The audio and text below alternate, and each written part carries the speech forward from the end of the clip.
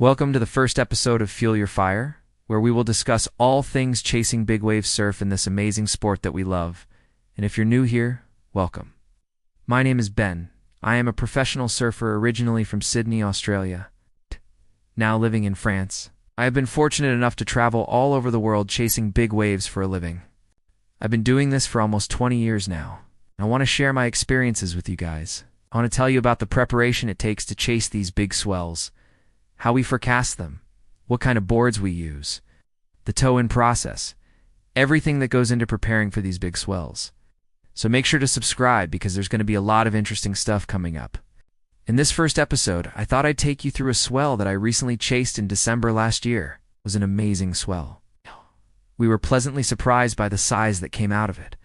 And I just wanted to show you what goes into planning something like this. Okay, so as soon as I saw this swell coming in on the models, I knew I had to go somewhere. It was looking like a storm that could produce some big waves, but I just wasn't sure where.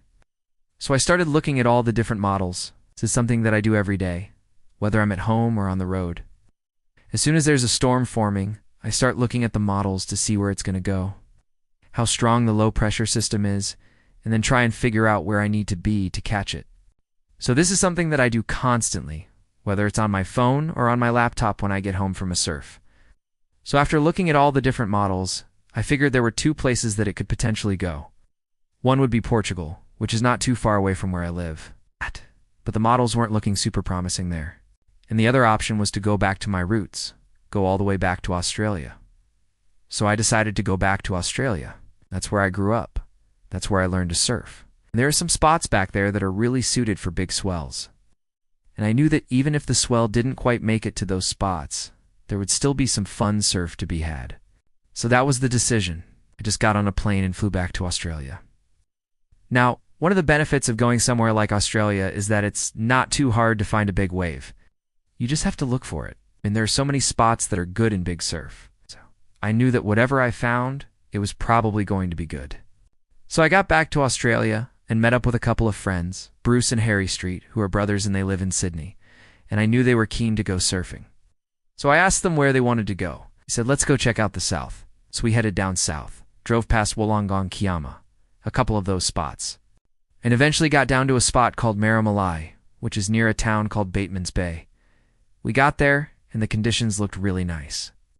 There was a northerly wind blowing, which is offshore for this spot, and the swell was already starting to build, so it was looking pretty promising. But we still weren't exactly sure how big the swell was going to be.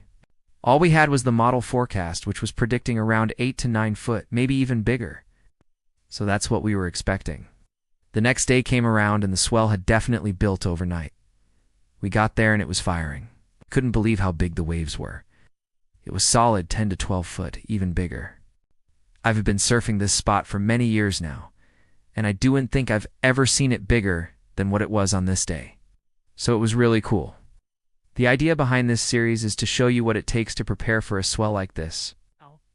So I towed in a few surfers that day. First I towed in Harry Street and then I went back out and got Bruce. Both of them ended up getting some amazing barrels. I got some footage of Harry and Bruce surfing that day. Fortunately, my camera broke, so I lost all the footage that I got that day. But luckily, Harry Street was kind enough to send me some photos that he took from his drone, and they turned out great. You can see just how big the waves were that day. The pictures speak for themselves. It was a massive day. I wish I could have gotten more footage of it. Unfortunately, my camera broke, but that's just part of the deal, you know? Sometimes your gear breaks, sometimes you lose your stuff. That's just what happens when you're traveling around the world chasing big waves. That's why I started this channel, though. To be able to share all of the experiences that come along with this kind of lifestyle, it's not always easy being on the road, especially when you're traveling alone. There's a lot of uncertainty, a lot of ups and downs. I'm hoping that by sharing my experiences, whether it's towing a big wave or finding a good time at a local break, it can inspire people to get out and chase their own dreams. This was definitely one of those days, you know, when you're out there on a massive wave, and you're just in the moment. You're just feeling so much adrenaline, so much excitement. It's just such a rush. It's good. And then when you make it back to shore, you feel like you can conquer anything. So yeah, that's what this channel is all about. I want to share all of those experiences with you guys. I also want to hear about your experiences. Please leave a comment below. Let me know what you've been up to, what kind of waves you've been surfing, any stories that you have, any advice you want to give. I'd love to hear from you guys. I hope you enjoyed this first episode of Fuel Your Fire. If you did, please smash that subscribe button. Make sure to follow me on social media as well. There'll be lots of cool stuff going on over there too. I'll see you guys next time. Hey guys, thanks for watching. If you want to learn how to surf bigger waves with more confidence, check out my online coaching platform.